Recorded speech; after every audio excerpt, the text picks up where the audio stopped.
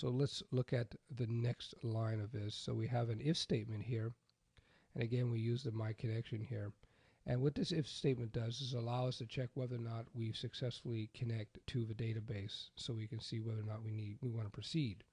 So I use the not operator here, the exclamation point. So basically this if statement is saying if not my connection.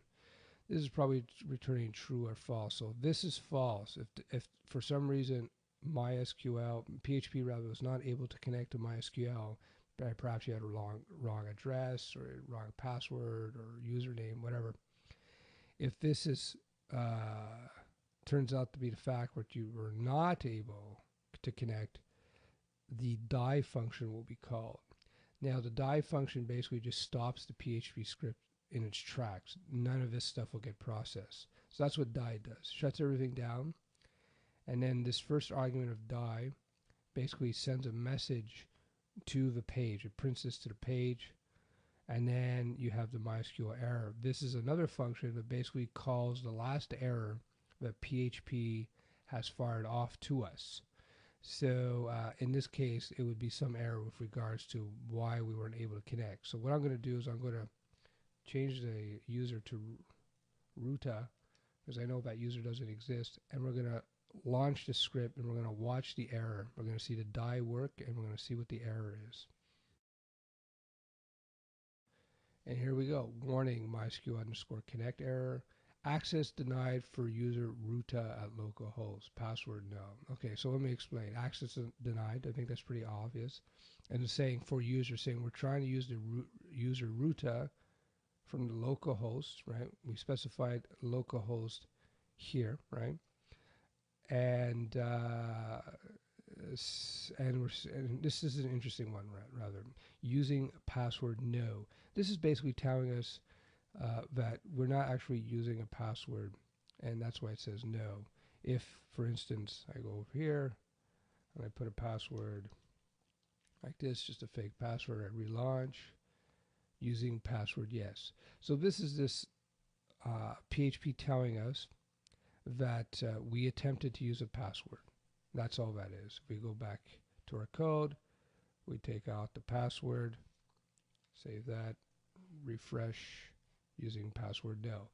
The reason I'm paying attention to this, I'm pointing this out, is because I can guarantee you that when you get into your actual PHP work and you're connecting to databases, you're going to get errors, and this is one of the errors, one of the things in the errors you're going to get, and now you know what it means. So all this stuff, again, this is repetitive, tells you where this is happening, on what line, and it tells us the message here again. And again, the reason it's not able to connect, see, could not connect, access denied. So that basically tells us we did talk to the MySQL database. The MySQL database said, okay, what user? And we said user Ruta, and MySQL said, no, we deny that user access. Why? We know why, because there's no root user. Excuse me, there's no Ruta user. So we go back, I change this to root, I press save, go back to the page, we refresh, and we can see the message is connected successfully. So let me go back to the code so you can take another look at that. So if we go back to our if statement, so if we didn't get a connection, the die error comes up.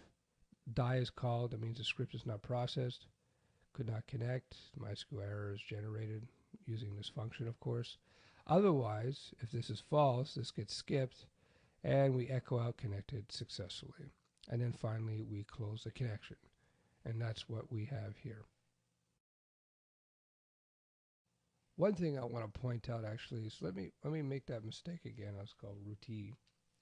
Now, I want to demonstrate how, if you look at our page here, you see how all this text is printed out. And if we go back to our page, you know, this is all the text, right, in the body. And I want to demonstrate once again how die stops the page from being processed. So I switch this username to root again, so we have an error.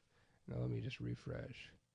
You notice we have the error, but we got no other text in the page. So effectively, as we would expect, PHP killed the page with the die here, so none of this stuff got printed out. So think about that when you're using die. You don't have to use just, you could use die not just with database stuff. You can do it all over the place if you want. It's a way to terminate the script from being processed if some error should occur.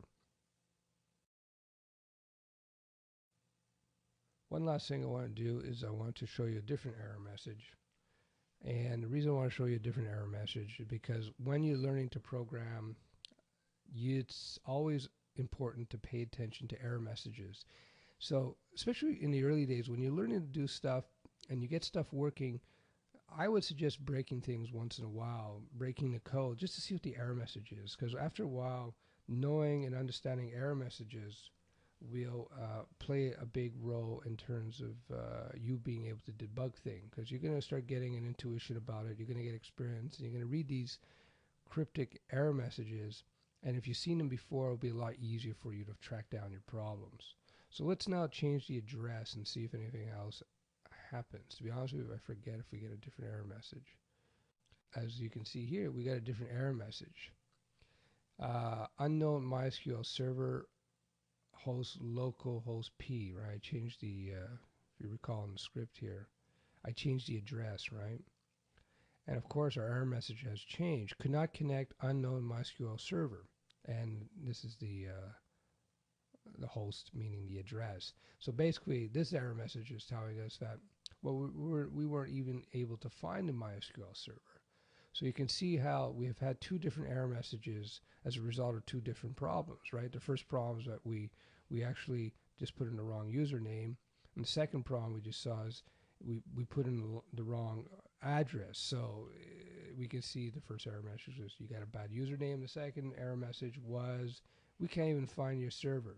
So this could be very important to understand these things so that when you're debugging things, you know where to go in terms of how to fix your problem. Okay, so far we've connected to the database. We've put in some error handling here, meaning we've caught any errors that might occur. This is sort of a standard affair, you know, this kind of stuff. And we've closed the connection, but we haven't really done anything with the connections. We've connected to the database itself.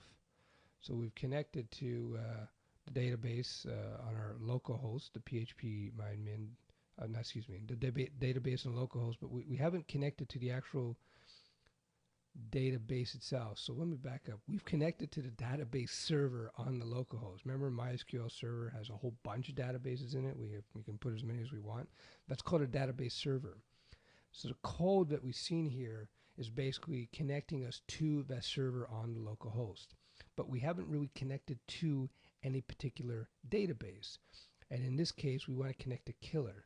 So once again, PHP provides code that allows us to connect to a database.